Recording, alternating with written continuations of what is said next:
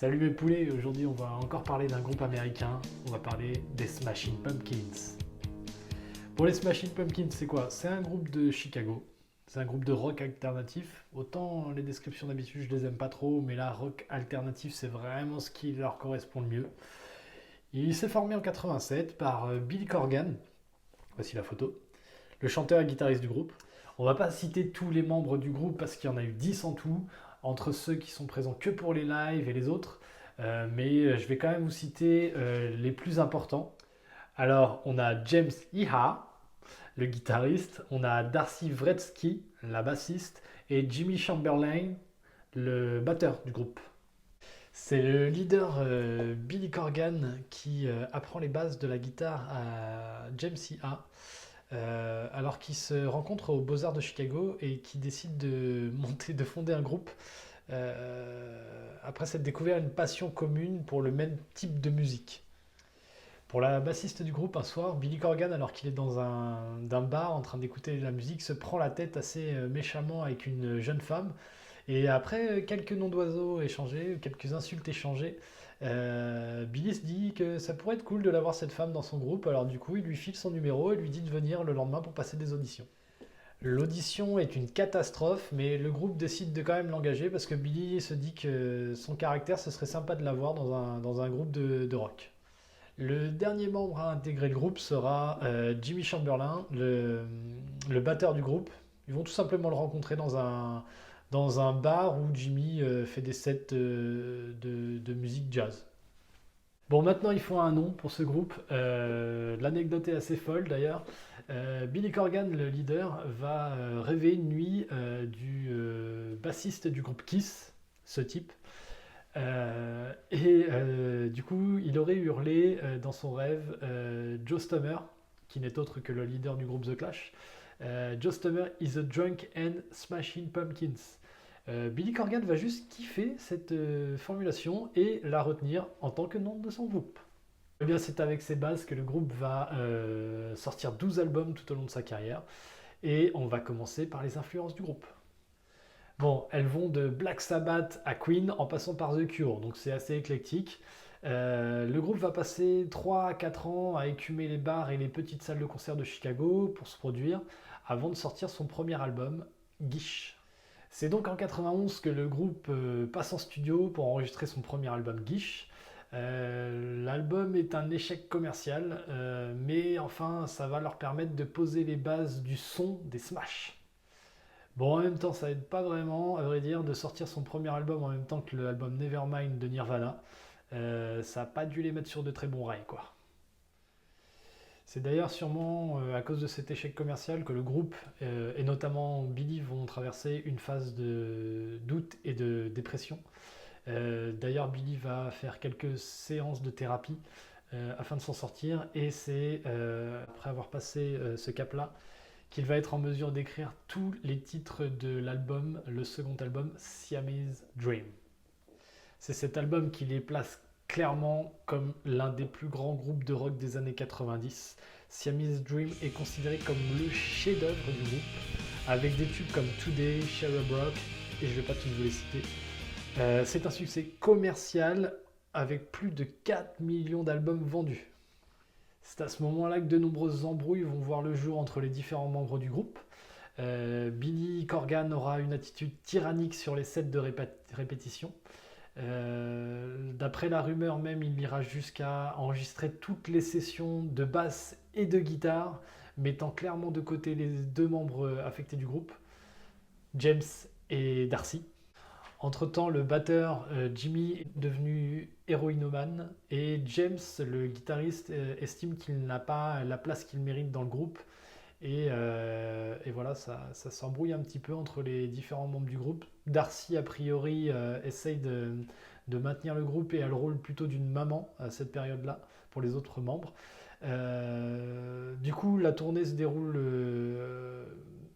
au départ un peu de façon tendue et au final elle permet au groupe et aux membres du groupe de se concentrer, de se resserrer et ça améliore nettement les liens.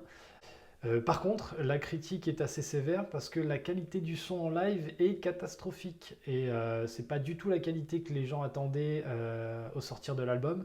Et Billy fera le nécessaire pour essayer de corriger la donne et d'améliorer ça avant la sortie du troisième album. Peaches Iscariot, qui est plus un EP qu'un CD à proprement parler d'ailleurs. En 95 vient l'apogée du groupe avec la sortie de Melancholy and the Infinite Sadness. Ce double album devient l'un des plus vendus dans l'histoire du rock and roll au monde, avec plus de 20 millions de CD vendus. Cette fois-ci, Billy laisse les autres membres du groupe mettre leur savoir-faire et leur potentiel, leur connaissance au profit du groupe. C'est sur cet album notamment qu'on verra la chanson Tonight Tonight, entre autres, c'est celle qui m'a fait découvrir le groupe à l'époque. Malgré cet énorme succès, durant la tournée de cet album, de ce double album, un drame va frapper le groupe. En effet, le claviériste Jonathan Melvoin va décéder d'une overdose durant un trip avec le batteur Jimmy Chamberlain. Jimmy avait de nombreux soucis avec la drogue et Billy décidera en accord avec le groupe de le virer pour son implication dans ce drame. En effet, durant les enregistrements, Jimmy se débrouillait toujours pour avoir sa dose et faire appel à ses dealers récurrents. Le groupe a même tenté une fois de délocaliser les sessions d'enregistrement dans l'Utah afin d'éviter à Jimmy de faire appel à ses dealers récurrents, mais il a réussi à se débrouiller, à trouver un nouveau dealer pour s'approvisionner. Le départ de Jimmy du groupe va marquer un virage dans le son proposé par le groupe. En effet, ce dernier va sortir un album nommé Adore en 98 avec des sons plus électroniques, plus expérimentaux, plus de guitare dans l'album, une boîte à rythme pour remplacer la batterie. Et cet album sera considéré comme un échec malgré les 4 millions d'albums vendus, correspondant au même nombre de ventes que le deuxième album du groupe, Siamese Dream. La critique s'attendait à surfer et augmenter encore le nombre de ventes après l'album Melancholy, mais ce ne fut pas le cas. En 2000, le groupe et les membres décident de pardonner à Jimmy et le réintègrent dans les effectifs.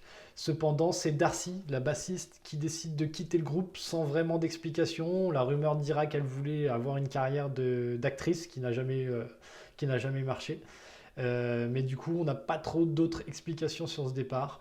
Et on n'imagine pas que ce soit le retour de Jimmy. Le retour de Jimmy va permettre au groupe de revenir sur un son plus rock et le groupe va sortir un album nommé Machina Machines of God qui sera un échec commercial avec 2 millions d'exemplaires vendus. Et d'ailleurs, Virgin, la maison de disques, décidera de ne pas vendre cet album concept qui était prévu en 2 parties. Et Billy décidera d'écouler 25 exemplaires de ce deuxième album auprès de sa famille et de ses proches dans le but de les mettre sur internet en MP3 pour faire un peu de buzz, même si le mot n'existait pas à l'époque, mais ça n'a pas du tout fonctionné. Le groupe se sépare le 2 décembre 2000 après un dernier concert dans une salle de Chicago. Pour l'anecdote, cette salle de concert était déjà la première salle de concert du groupe. Et en fait, c'était une façon pour eux de boucler la boucle. En 2006, le groupe se reforme, mais le groupe n'a que le nom parce qu'il ne reste que Billy de la formation originale, le leader et chanteur. Cette nouvelle composition éditera 4 albums avec des succès plutôt relatifs. L'année 2016 marquera, elle, le retour de James Ira, le guitariste d'origine, et Jimmy Chamberlain, le batteur du groupe. Qui sont toujours présents et le groupe existe toujours jusqu'à maintenant. Et le groupe, avec cette formation presque à l'identique, parce qu'il manque quand même Darcy, la bassiste, a sorti 2 albums et projette de nombreuses tournées. Merci mes poulets d'avoir visionné cette vidéo. J'espère que ça va vous plaire. J'espère vraiment être en mesure de combler vos attentes sur les différents groupes que je vais évoquer. Je reviendrai bientôt avec une nouvelle vidéo et un nouveau groupe. À bientôt!